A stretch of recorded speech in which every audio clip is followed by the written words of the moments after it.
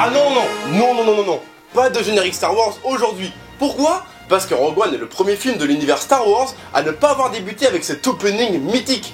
Et c'est une décision très réfléchie de la part de la production qui voulait vraiment distinguer ce premier spin-off des autres films, eux, appartenant à la saga. Et entre nous, ça l'a pas empêché d'être un super film. On va commencer avec un petit clin d'œil assez insolite qui concerne certains plans lors de la bataille de Scarif à la fin du film. Les rebelles mènent une attaque avec une flotte de X-Wing et d'Y-Wing, et comme dans la trilogie originale, on retrouve des plans très classiques sur le pilote de face. Et concernant les leaders des escadrons or et rouge, ce ne sont pas des plans qui ont été tournés en 2016, mais en 1977.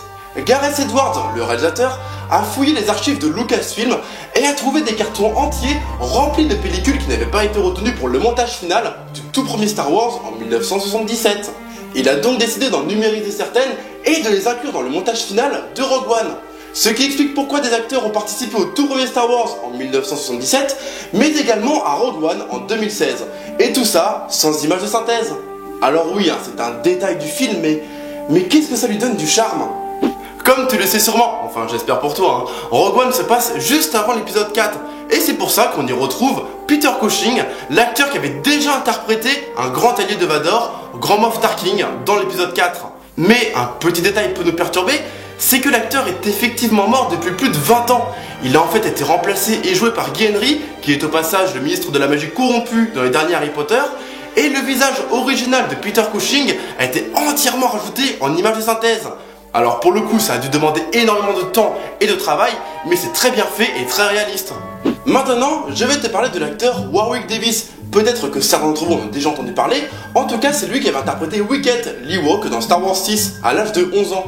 Et on a également pu le voir interpréter Wald, l'ami esclave d'Anakin dans La Menace Fantôme. Et d'ailleurs au passage il a aussi interprété dans sa carrière Fleetwick, le directeur de la maison Serre d'Aigle à Poudlard, mais aussi Gripsec, le gobelin de Gringotts. Et Warwick Davis a aussi fait une petite apparition dans Rogue One où il interprète un petit alien au blaster sur Jeddah. Et il faut aussi savoir que Rogue One regorge de caméos, beaucoup trop pour que je te les énumère tous.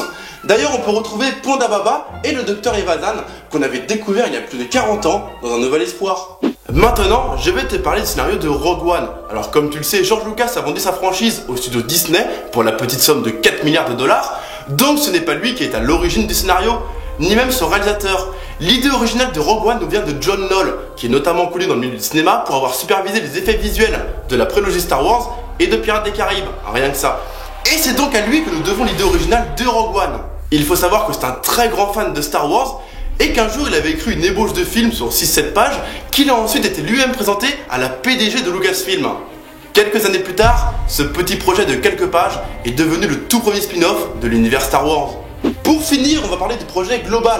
Alors, il faut savoir que la production du film a été extrêmement compliquée puisque la première version du réalisateur n'avait pas du tout convaincu les studios Disney et donc toute l'équipe a dû partir en reshoot pour 4 semaines. Alors le reshoot c'est une sorte de tournage complémentaire qui vise à refaire entièrement des scènes déjà réalisées ou même en ajouter des nouvelles au scénario. Il paraît même que 40% du film a été re-shooté et en général c'est très mauvais signe. C'est très mauvais signe parce que le montage final sera un vrai casse-tête avec le risque de finir avec un enchaînement de scènes d'action sans fil conducteur, sans fil rouge, un peu comme les 4 Fantastiques l'année dernière par exemple. Heureusement pour nous, Rogue One est très réussi. Il a même été très apprécié par George Lucas en personne, qui n'avait pas du tout aimé Star Wars 7, et je le comprends. D'ailleurs, pour la petite anecdote, Gareth Edwards, le réalisateur, a déclaré après avoir entendu la critique positive de Lucas qu'il pouvait maintenant mourir heureux. Comme tu as pu le comprendre, j'ai beaucoup aimé Rogue One, même si personnellement mon Star Wars préféré restera l'Empire contre-attaque.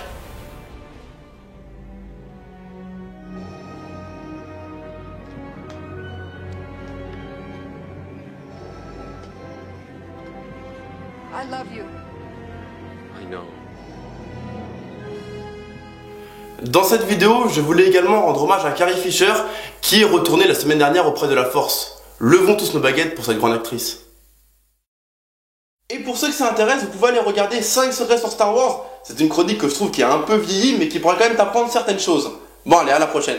Commençons directement avec le personnage le plus emblématique de toute la saga, Jar Jar Binks. Non, je rigole, Dark Vador. Et plus particulièrement dans l'épisode 5, où il est interprété par l'acteur David Prowse. Mais on va dire qu'il n'est pas en super bonne relation avec George Lucas, car Lucas soupçonne son acteur de vendre des informations sur le tournage à la presse. D'ailleurs, pour le punir en quelque sorte, dans l'épisode 6, durant la scène finale où on voit le visage de Dark Vador, George Lucas a embauché un acteur spécialement pour jouer cette scène. Tout simplement parce qu'il ne voulait pas qu'on voit le visage de David Prowse dans la saga. Ça, c'est un coup vicieux. Pour en revenir à l'épisode 5, où à la fin Dark Vador dit à Luke la célèbre phrase « Je suis